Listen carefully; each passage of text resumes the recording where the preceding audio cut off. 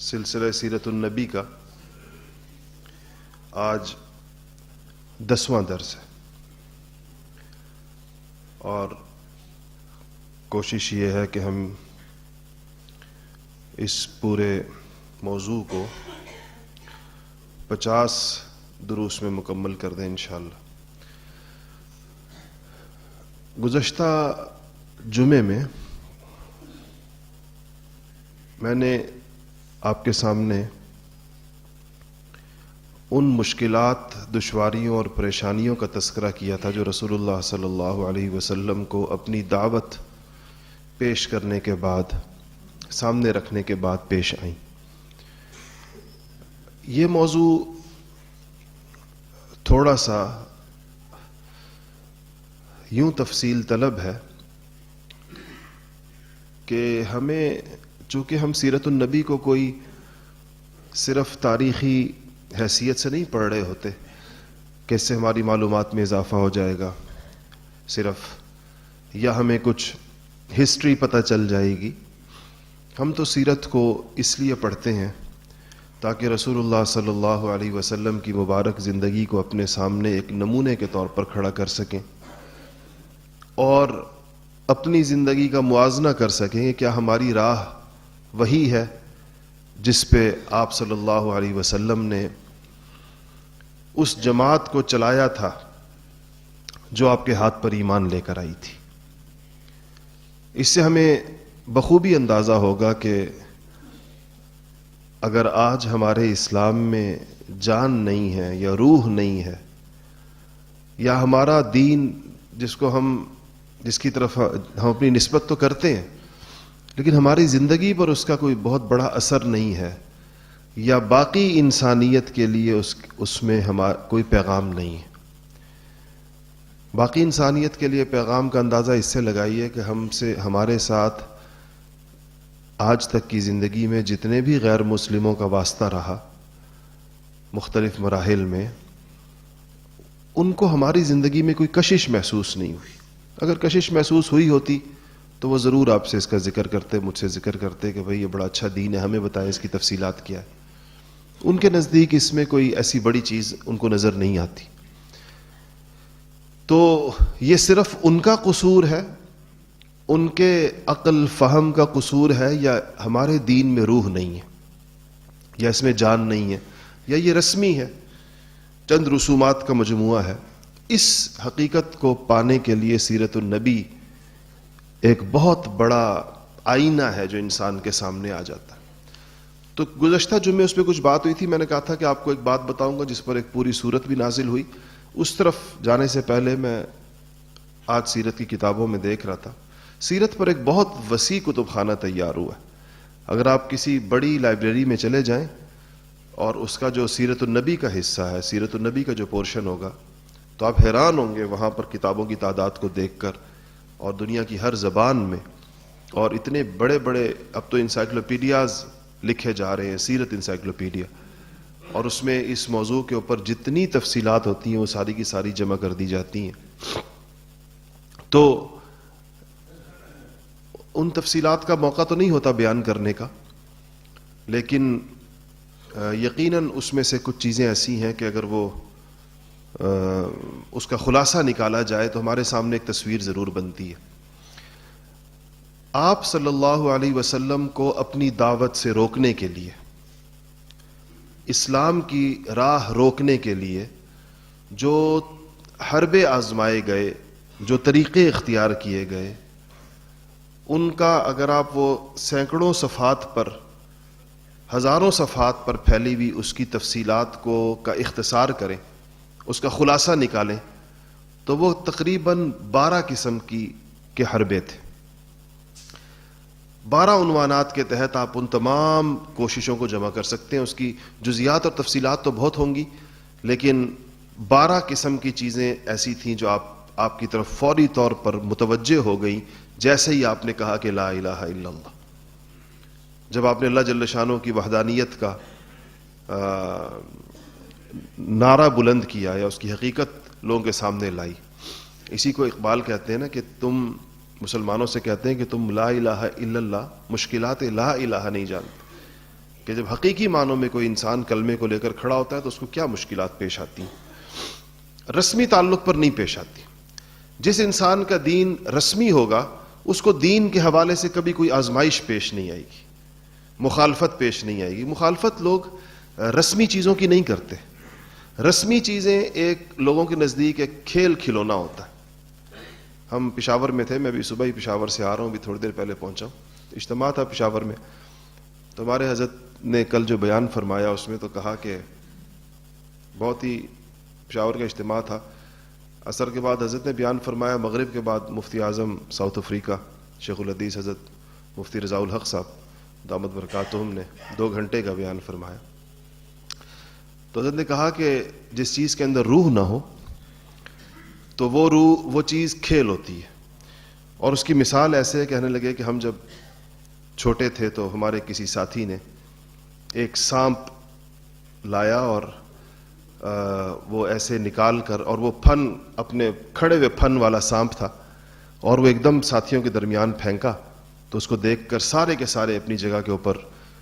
وہ ہو گئے، ڈر گئے اور ایک دم پیچھے ہٹے۔ تو پھر دیکھا تو وہ پلاسٹک کا سانپ تھا۔ تو جیسے ہی پتہ کہتے ہیں جب پہلے جو خدشہ ہوا کہ اصلی ہے، روح والا ہے، تو سب خوفزدہ ہو گئے، لیکن جیسے ہی پتہ چلا کہ پلاسٹک والا ہے، روح نہیں ہے اس میں، تو اب کو ایک بچہ اٹھاتا ہے، اس کو گھما کر ادھر پھینکتا ہے، دوسرا اٹھا کر گھما کر یوں پھینکتا ہے، تیسرا اس کو لات مارتا ہے، چوتھا اس کے پھن کو کھینچتا ہے۔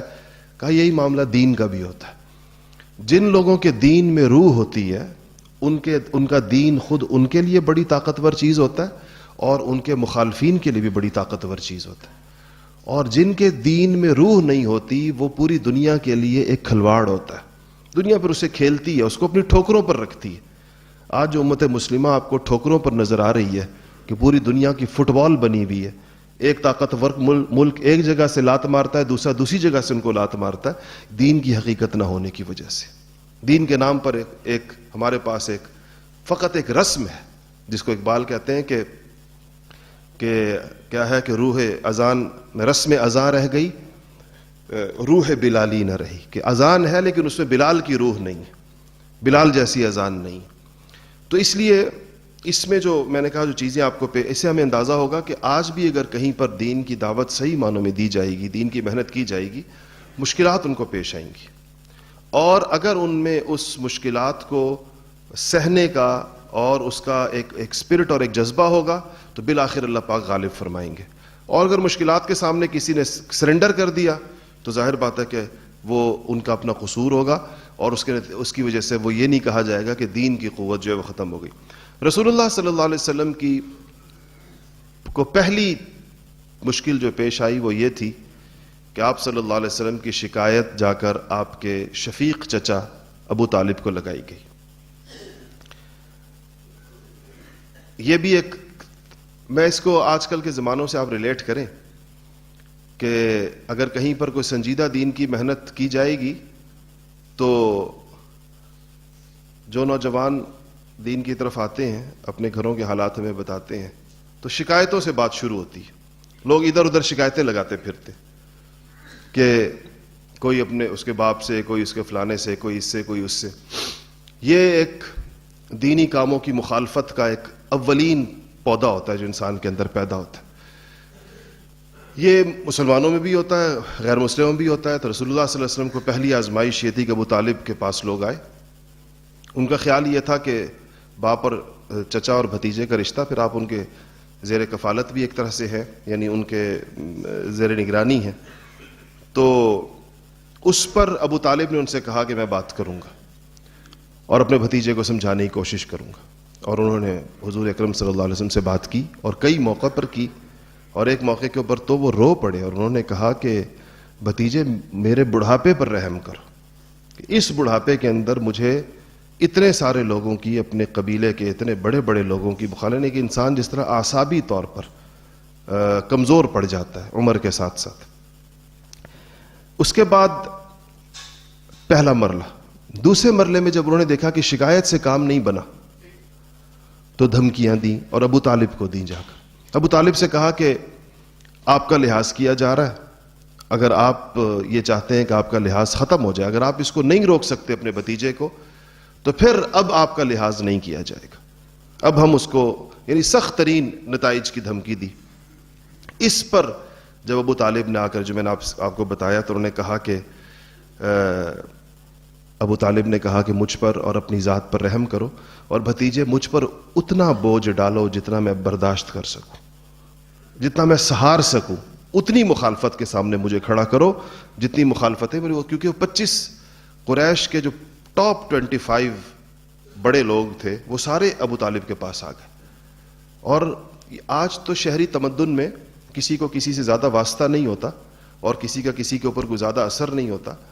قبائلی معاشرت میں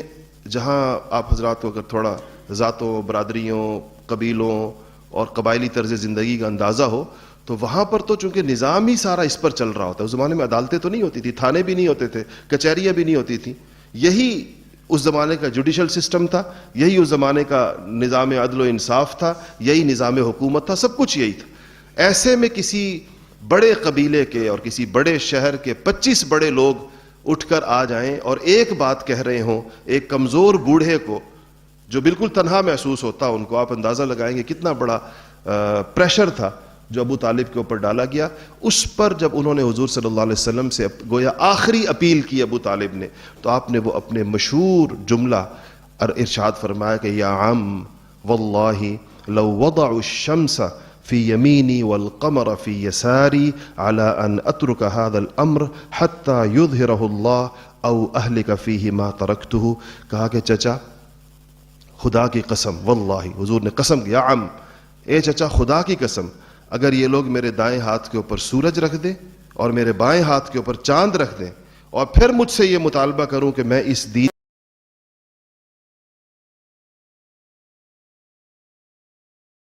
کی تبلیغ کو روک دوں، اور تب بھی میں اللہ جل شانہ کی طرف لوگوں کو بلانے سے باز نہیں آؤں گا، دو ہی صورتیں ہوں گی، یا تو اس کام میں میری جان جائے گی یا اللہ کی دعوت غالب ہو جائے گی. دو نتائج میں سے ایک ہوں گے، تیسری شکل اس میں کوئی نہیں. یعنی میرا اپنی جان بچا کر اس پریشر کو قبول کر لینا یہ کوئی آپشن نہیں ہے. یا میری جان جائے گی اس دعوت کے رستے میں یا اللہ کا دین غالب ہو جائے گا. یہی دو صورتیں ہیں. چچا اس بات پر دیکھیں انسان کو جب وہ حوصلہ کرتا ہے تو ابو طالب میں بھی اس کے نتیجے میں ایک جرأت پیدا ہوئی. بھتیجے کی یہ جو لہجے کی قطعیت تھی اور یہ جو مضبوطی تھی، اس کو دیکھ کر انہوں نے کہا کہ بھتیجے جو تم مناسب سمجھتے ہو کرو، جب تک میری جان میں جان ہے میں تمہارے ساتھ کھڑا ہوں، جب تک میرے اندر جان ہے میں تمہارے ساتھ کھڑا ہوں. تو یہ دوسرا حربہ تھا. تیسرا، کل بھی اس میں بات ہوئی، آج تھوڑی اس کو میں اختصار کر رہا ہوں. میں اصل میں ان چیزوں کو کچھ بات ہو گئی پچھلے 2 جمعوں کے اندر اس حوالے سے، میں چاہ رہا ہوں کہ اس کو اکٹھا کر لیں تاکہ ہم پھر آگے چل سکیں. اس کے بعد پھر ایک اور رخ شروع ہوگا، ایک نیا باب شروع ہوگا. تیسرا یہ کہ آپ پر الزامات لگائے گئے، جھوٹے الزامات. کس چیز کے الزام تھے؟ مثلا یہ کہ آپ پاگل ہیں، مجنون ہیں. قرآن کہتا ہے وقالوا یا ایھا الذی نزل علیہ الذکر انک لمجنون. مجنون، جنون عربی کے اندر پاگل کے لیے استعمال ہوتا ہے. تو یہ تہمت تھی ظاہر ہے. رسول اللہ صلی اللہ علیہ وسلم دنیا کے ہوشیاروں کے ہوشیار، ساری دنیا کو عقل و فراست کا سبق پڑھانے کے لیے آئے تھے، ان کو پاگل کہا جا رہا ہے. العیاذ باللہ. قرآن نے کہتا ہے وَيَقُولُونَ إِنَّهُ لَمَجْنُونَ، یہ لوگ کہتے ہیں کہ یہ شخص پاگل ہے. اور اللہ تعالیٰ نے سورہ قلم کے اندر فرمایا کہ مَا أَنْتَ بِنِعْمَةِ رَبِّكَ بِمَجْنُونَ، آپ اللہ کے فضل سے ہرگز مجنون نہیں. تو یہ کہا. پھر آپ کو جادوگر کہا. وقال الکافرون هذا ساحر کذاب. پھر آپ کو العیاذ باللہ کائنات کے سب سے سچے انسان کو کہا کہ کذاب ہیں، جھوٹے. اس سے بڑی تہمت کیا ہو سکتی کہ وہ انسان جو آیا ہی صداقت کا پرچم لے کر تھا، جس نے دنیا کو صداقت کا سبق پڑھایا، جس کے ادنا غلاموں کو کے اندر بڑے بڑے لوگ پیدا ہوئے، اس دنیا کے بڑے بڑے سچے جس کے اندر پیدا ہوئے، اور آج تک اگر سچائی دنیا پا رہی ہے تو اسی کے نور نبوت سے پا رہی ہے، اس کو کہا کذاب ہے. کذاب کہتے ہیں کثرت کے ساتھ جھوٹ بولنے والے کو، العیاذ باللہ. اور کہا کہ جادو کے بعد کہا کہ جھوٹے ہیں. یہ سارے وہ الزامات تھے. پھر آپ پر یہ کہا گیا کہ آپ کہانیاں گھڑتی، یہ بھی جھوٹ ہی کی شاخ تھی، جس کو قرآن کے الفاظ میں کہا جائے اساطیر الاولین. اساطیر کہتے ہیں داستانوں کو، جھوٹے افسانوں کو، من گھڑت قصوں کو، جس کو آج کل جیسے ناول شاول لکھے جاتے. تو اس کو اساطیر، تو کہا کہ یہ جھوٹی کہانیاں ہیں یا پچھلوں کی ایسی کہانیاں ہیں جو انہوں نے لکھوائی ہیں۔ پھر آپ پر یہ الزام لگایا کہ قرآن اللہ تعالیٰ کی طرف سے نازل نہیں ہوا،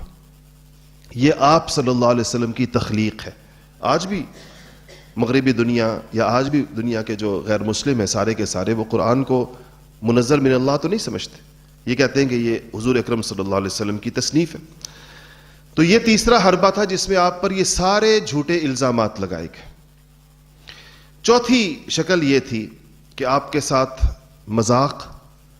طعنہ زنی، استہزاء اور آپ کو العیاذ باللہ آپ کو بے عزت کرنے کی کوشش اور تکبر کا معاملہ آپ کے سامنے کہ گویا کہ آپ کی حیثیت ہمارے نزدیک کچھ بھی نہیں۔ اس کو قرآن پاک نے یوں بیان کیا کہ وَكَذَلِكَ فَتَنَّا بَعْضَهُمْ بِبَعْضٍ لِيَقُولُوا أَهَٰؤُلَاءِ مَنَّ اللَّهُ عَلَيْهِم مِّن بَيْنِنَا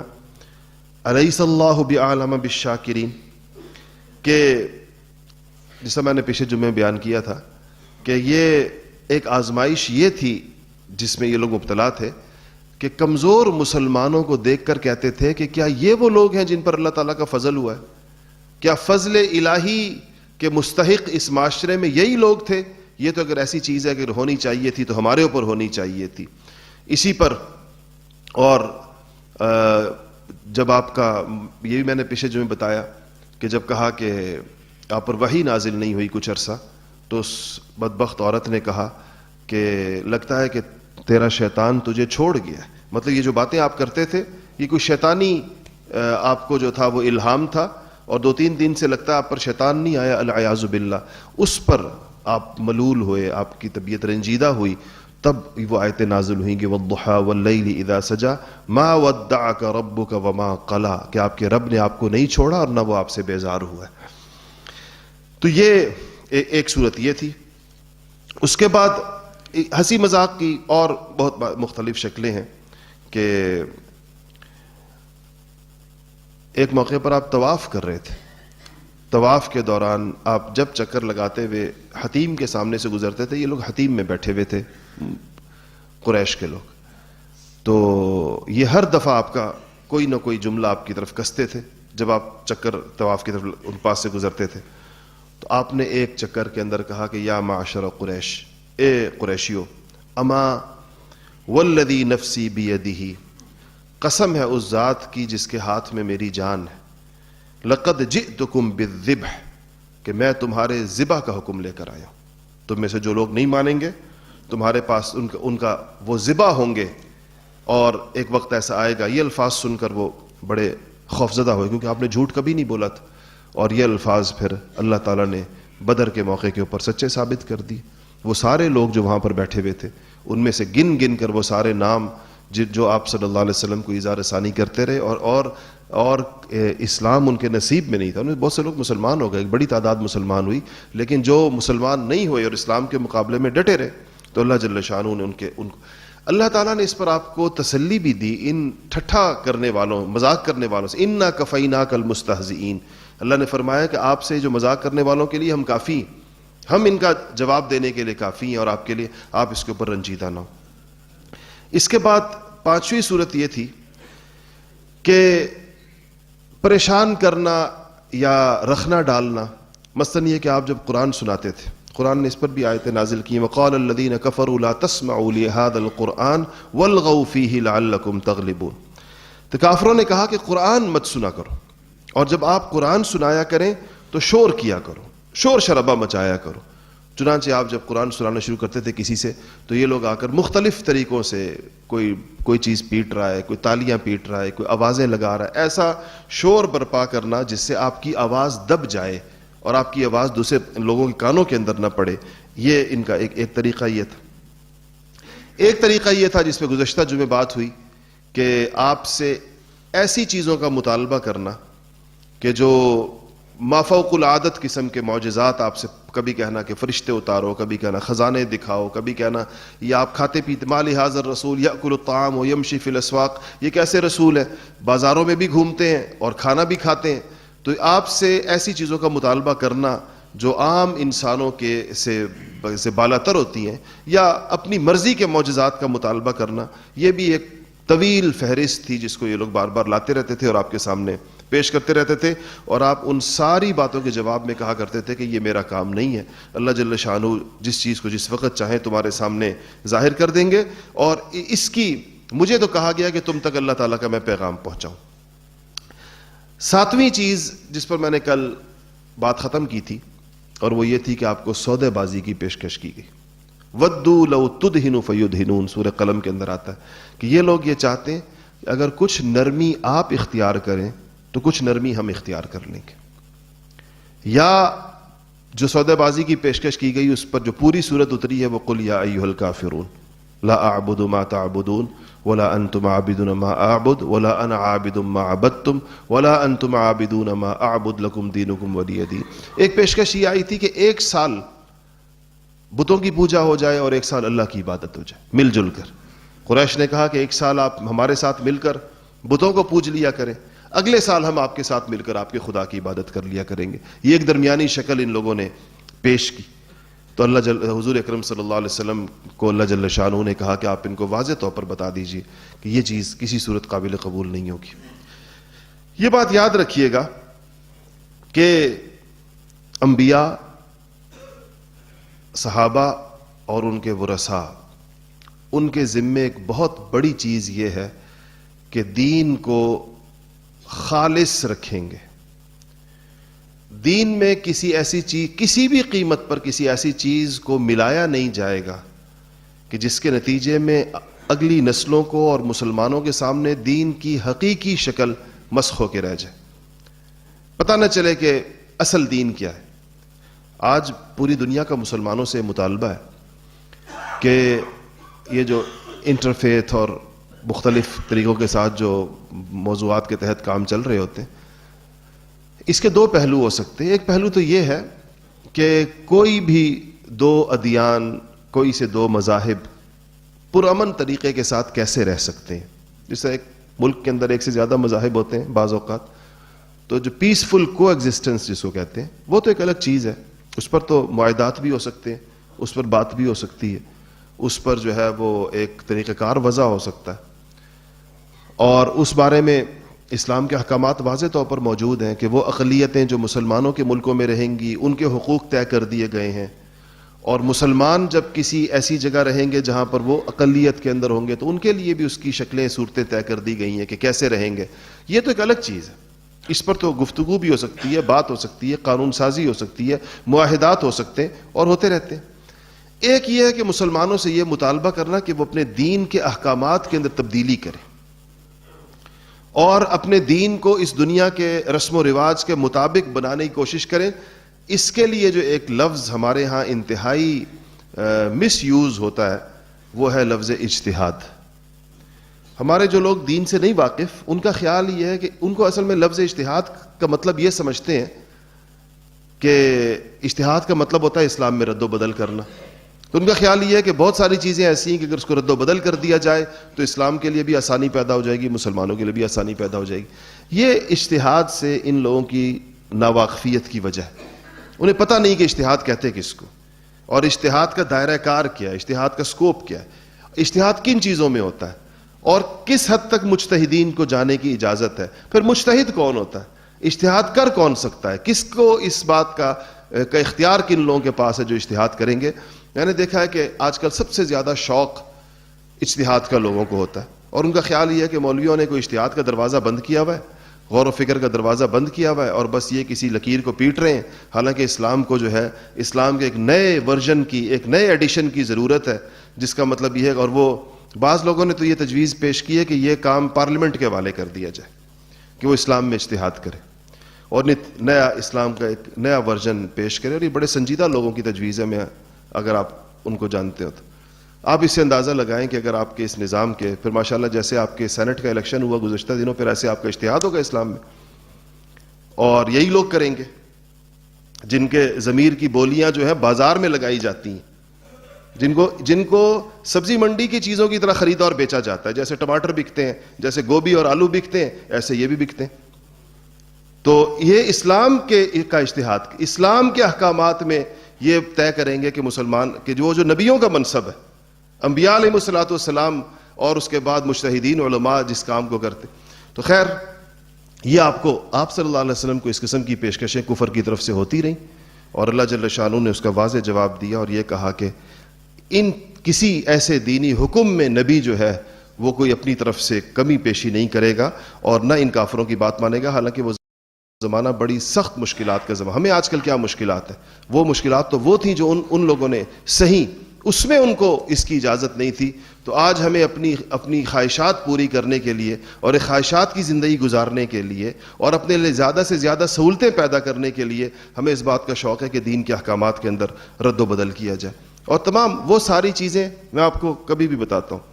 کہ وہ آپ جب بھی دیکھیں گے کہ اجتہاد کی بات کن احکامات میں کی جاتی ہے، ان احکامات میں جو نفس کے اوپر شاق ہے.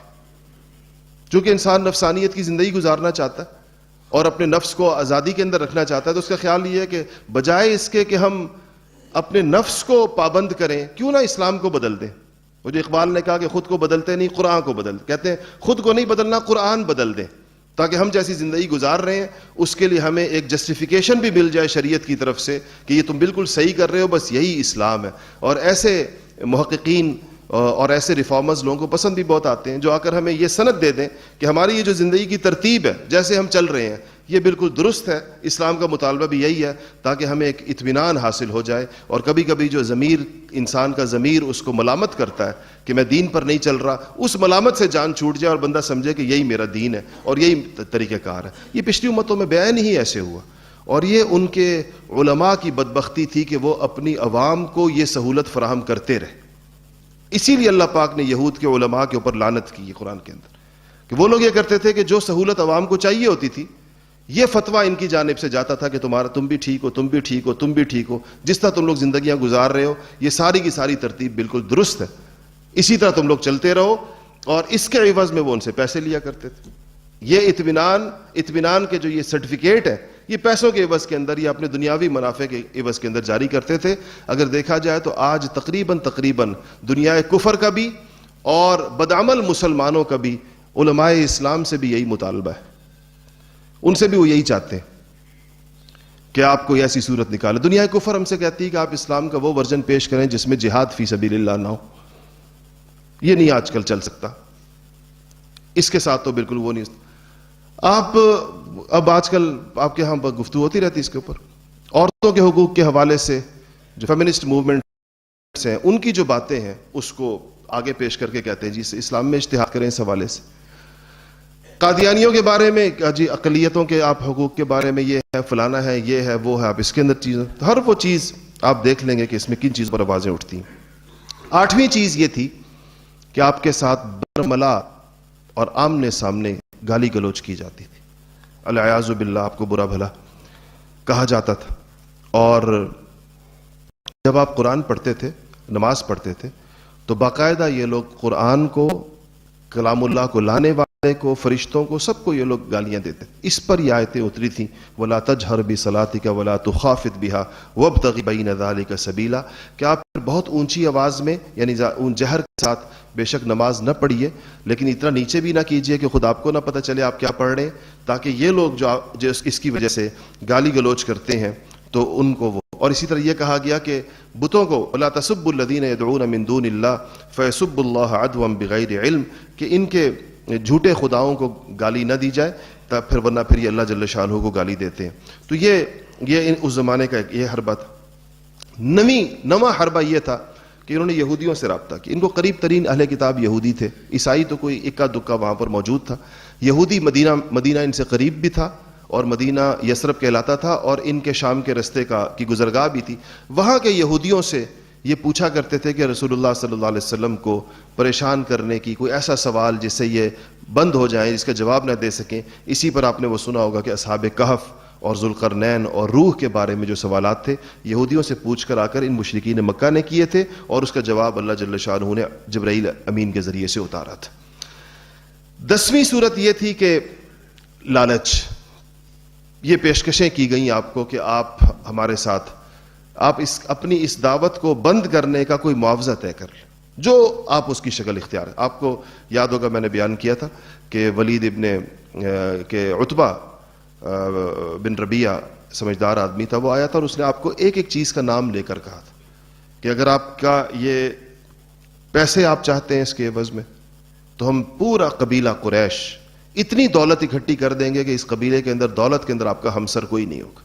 آپ سب سے مالدار ترین انسان ہوں گے مکہ مکرمہ کے, اس کی ضمانت ہم آپ کو دیتے ہیں. اگر آپ بادشاہی چاہتے ہیں تو آج تک قریش پر کسی نے حکومت نہیں کی, یعنی قریش نے کسی کو اپنا بادشاہ تسلیم نہیں کیا, ہم آپ کو اپنا بادشاہ مانتے ہیں. سارے قبائل مل کر آپ کی بادشاہت کا اقرار کرتے ہیں, ہم آپ کو اپنا پہلی, یعنی قریش کی تاریخ میں یا مکہ کی تاریخ کے آپ پہلے بادشاہ ہوں گے. لیکن آپ صلی اللہ علیہ وسلم نے اس کے جواب میں اسے پوچھا کہ تم نے اے ابو ولید, تم نے اپنی بات پوری کر لی؟ ان کا پوری کر لی. آپ نے کہا بیٹھو اور سنو, اور اس کے بعد آپ نے قرآن پڑھنا شروع کیا. اور جب آپ وہاں پر پہنچے اس کی ان آیات پر جس میں قریش سے کہا گیا کہ اگر تم لوگ ان کی باتوں پر نہیں مانو گے تمہارے ساتھ وہ ہوگا جو عاد اور سمود کے ساتھ ہوا. جب آیتوں کا مفہوم وہاں پہنچا تو اس نے آپ کے